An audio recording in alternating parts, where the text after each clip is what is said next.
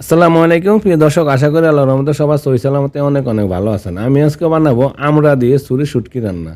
শুটকি দিয়ে আমরা রান্না করলে খুবই স্বাদের হয়। যারা রান্না করেন না একবার খেয়ে দেখেন, আশা করি রেসিপিটা আপনাদের ভালো লাগবে। তাহলে চলুন দেরি না করে রেসিপিটা শুরু করা যাক।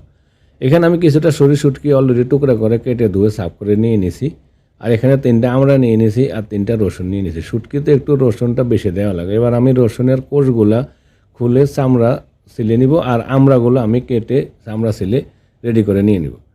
চলে আসলাম, আমি আমড়াগুলো কেটে টুকরা করে কেটে নিয়ে নিছি আর রসুনগুলো আমি চামড়া থেকে ছিলে কোষগুলো আলাদা করে নিয়ে নিছি। এবার আমি চলে যাব চুলায় রান্না করার জন্য। চুলাতে আমি একটা প্যানে দিয়ে দিলাম পরিমাণ মতো কিছুটা তেল।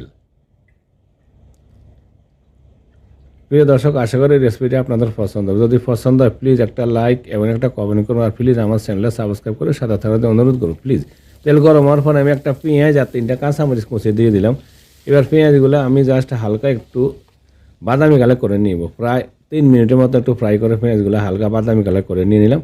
তারপরে এই পেঁয়াজের সাথে আমি দিয়ে দেবো শুটকিগুলো দিয়ে আমি 2 মিনিটের মধ্যে একটু ফ্রাই করে নেব। এতে করে শুটকির গ্রানটা একটু ভালো হয় আর একটু টেস্টটা ভালো, আর পেঁয়াজটাও এর সাথে কিন্তু আরও ব্রাউন কালার হয়ে যাবে। দেখুন পেঁয়াজটা ব্রাউন কালার হয়ে গেছে আর শুটকিগুলো কিন্তু ফ্রাই করা হয়ে গেছে।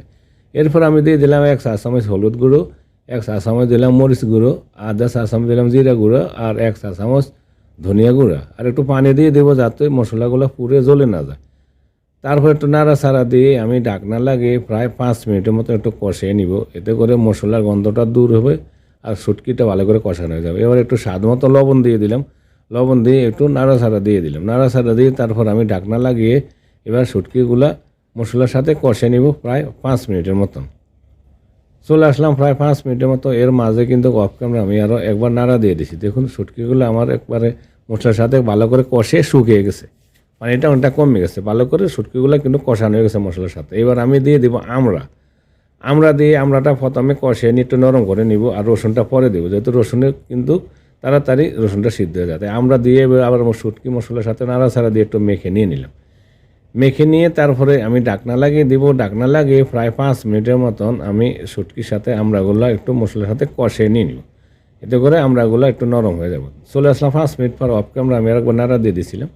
এবার শুটকির সাথে আমড়াগুলো ভালো করে কষানো হয়ে গেছে। দেখুন ভালো করে কিন্তু মশলাটা আমড়ার ভিতরে বা শুটকির সাথে কিন্তু ভালো করে মিশে গেছে। এবার আমি শেষ পর্যায়ে দিয়ে দিলাম রসুনে যেহেতু আমার জোশ বেশি লাগবে না, তাড়াতাড়ি হয়ে যাবে, তাই লাস্টে আমি রসুনটা দিয়ে দিলাম আর দিয়ে দিব একটু পানি।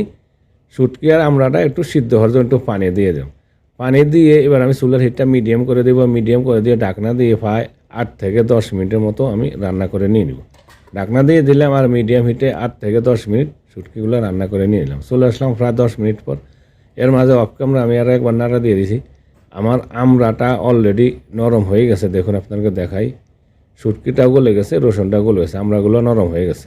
এবার আমি লাস্ট পর্যায়ে দিয়ে দিব কিছুটা ধনিয়া পাতা কুচি। ধনিয়া পাতা দিলে একটু ভালো গ্রান আসে।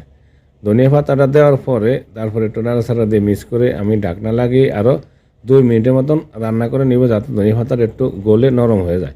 প্রিয় দর্শক, আশা করি ছোটোখাটো মজাদার এই রেসিপিটা আপনাদের পছন্দ হবে। যদি পছন্দ হয় প্লিজ আমাদের চ্যানেলটা সাবস্ক্রাইব করে সাথে থাকার জন্য অনুরোধ করবো। প্লিজ সবাই ভালো থাকুন, সুস্থ থাকুন। আবার দেখা হবে ইনশাল্লাহ অন্য কোনো সময় অন্য কোনো রেসিপিতে। আল্লাহ হাফেজ।